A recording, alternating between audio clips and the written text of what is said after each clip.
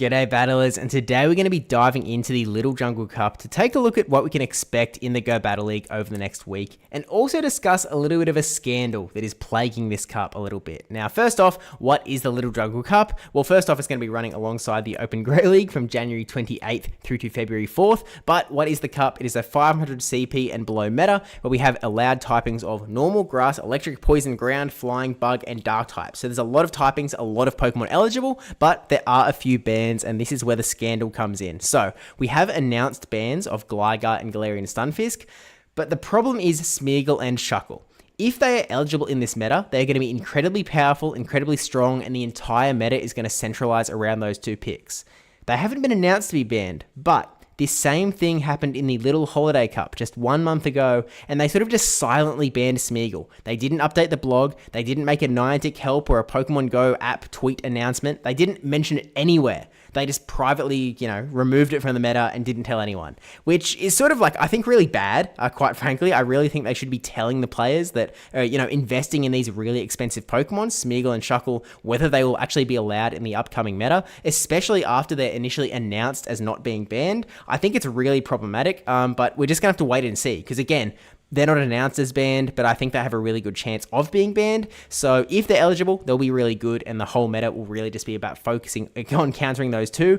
Otherwise, the meta is just really going to play out as we're going to go through in this video. So keep that in mind, but we just have to wait and see what Niantic does, which is a little frustrating, but it is what it is. But with that said, if you haven't subscribed yet, by the way, and this content is going to be useful for you for future Go Battle League metas, please do go ahead and hit the subscribe button so you do get these videos into your YouTube feed, because it also helps me out a bit as well. But as we get into it, let's get the YouTube thumbnail going. Alrighty, perfect. Now, let's take a look at what we've got here. We've got 6 main groups on the graphic and a few other picks down in the bottom right-hand corner as well, and let's start talking through it. So 6 main groups, we've got one group in the top left that's sort of like a bit of a rock group, even though most of them aren't doing a lot of rock damage. We have Steelix, we have Onix, and we have Miltank. Steelix is actually going to be a bit of a dragon user, which is going to be important later. We also have Skorupi in the top right-hand corner.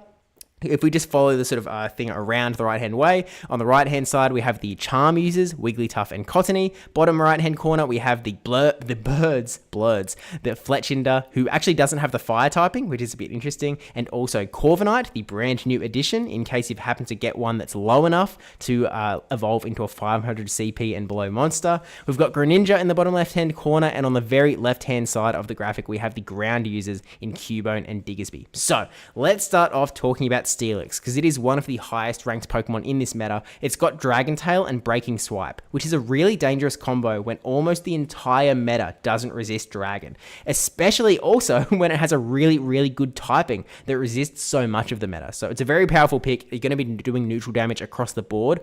This graphic doesn't really give it justice, I think, in that you're really not only going to be sort of beating a lot of these Pokemon in situational situations where, maybe you have the slightest bit of advantage and all of a sudden Steelix is going to run rampant, but also certain IV scenarios. So for example, there's an arrow from the ground types to this sort of steel rockish group.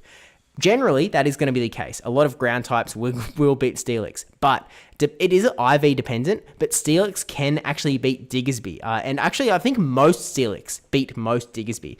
But there are some circumstances where Diggersby will get the win there, but again, it's going to be a little bit energy dependent and sort of seeing where you end up. Miltank and Onix don't fare as well into the Cubone and Diggersby, and they just end up getting ruined over there. Steelix and Co. do end up beating Skorupi, though. They're also actually going to lose to the Charmers, which I thought was really interesting, because in my head, Steel type, pretty good into Charm, but when you're below 500 CP, the rules are a little bit different. You're also going to be beating the Flyers in Corviknight and Fletchinder, and then losing to Greninja, which shouldn't be too much of a surprise. If we move around the graphic over to Skorupi, as we said, going to lose to those sort of rock boys. Also going to lose to the ground types, who are going to be really abusing that poison type on the Skorupi. You will be able to just dominate the Charmers, though. Wigglytuff and Cottony are not going to love taking poison stings to the face at all. And generally, there are a few different moves you could run here, but look, regardless of what you run with, you'll be pretty good into the fairies. You're also going to be beating Greninja, which which is a bit of a just an interesting one, to be honest. It's kind of odd. I wasn't expecting it going into it, to say the least, but it is quite bulky in the little cup. Unfortunately, because of the bug typing, you are going to lose to the flyers, and so really you're just losing when you have a type disadvantage, essentially. Let's look at the Charmers now. Again, they're going to beat Steelix and Co. They're going to lose to Skorupi. They're going to also lose to the flyers generally, Cottony especially because it has the grass typing, although Wigglytuff can fight back quite a bit against Fletchinder. Corviknight does have the steel typing, but it still is able to do something to that Corviknight as well. You are going to beat Greninja because of its dark typing, and we've got a back and forth arrow between the ground users and the fairies. Diggersby isn't great for the fairies. Cubone is a little bit better, is sort of what it boils down to. The Flyers, again, they'll beat the Charmers, beat Skorupi. They're going to lose to Steelix and Co. You are going to beat the ground types because you don't care about that ground type damage, but unfortunately, you are going to lose to that Greninja because of that powerful Hydro Cannon. As we said, with our Hydro Cannon, you are going to be dominating almost everything. It's actually kind of insane what Greninja is able to beat. You beat the ground types, you beat Steelix, you beat the Flyers. You do lose to the Charmers because of your dark typing, and you do end up losing to Skorupi, but that one is really, really winnable. And Greninja beats so much of the meta. It's actually relatively low ranked on PvPoke, but it's so powerful in the right hands that I really felt like it deserved a spot on this graphic, and I really think that it's a Pokemon that you should look at as a Pokemon that can get to those Hydro Cannons really speedily and really do a lot of damage. And we've talked about the ground types in all other contexts, but you beat the Steels, you beat the Rocks, I should say, I guess, even though Miltank doesn't have a Rock typing. You beat the Skorupi, you have that back and forth matchup with the Fairies, you lose to the Flyers, and you lose to Greninja. But this is very surface level overview. Let me know if there's sort of anything that you think should have gone in that main graphic. But we have a few more in the bottom right hand corner. Inkay is a very highly ranked Pokemon on PvPoke, and it's another neutralist that can do big damage across the board with Psy-Wave damage. That one turn fast attack can really add up, and its charge moves are pretty good coverage across the board as well. Not a lot of super effective damage that it's really outputting. It is really just about that neutral damage while not taking a lot of super effective damage back.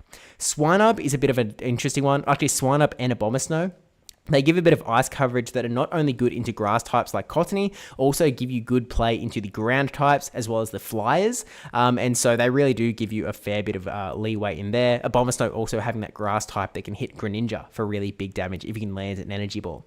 Then we've got Pangoro, who's a bit of a unique one in that it's the highest ranked fighter on PvPoke. You obviously have a good time into normal types like Diggersby, steel types like Steelix, and you're going to really suffer at the hands of the Charmers. But you have really good neutral matchups across the board as well, and so I really do think that a lot of this meta will be sort of getting into sort of neutral matchups, but at the same time I think a lot of it is going to come down to a little bit of good old-fashioned RPS where, you know, if you want to run a Charmer, you'll be going for RPS. If you want to run sort of anti-charm, you'll also sort of be hoping that you land in the right spot and maybe your Greninja avoids the Charmer without an energy advantage. But with that said, that is essentially the Little Jungle Cup meta simplified. Again, Smeargle and Shuckle are going to be really good, so if they do turn out to be eligible, look into some of these Pokemon, sort of lean more towards the ones that can counter them. It's like Greninja does a little bit better into Shuckle, but it's not that good, to be honest, so maybe sort of just lean into Steelix. Steelix is probably your main guy to try and do some big damage there, but it's going to be tough,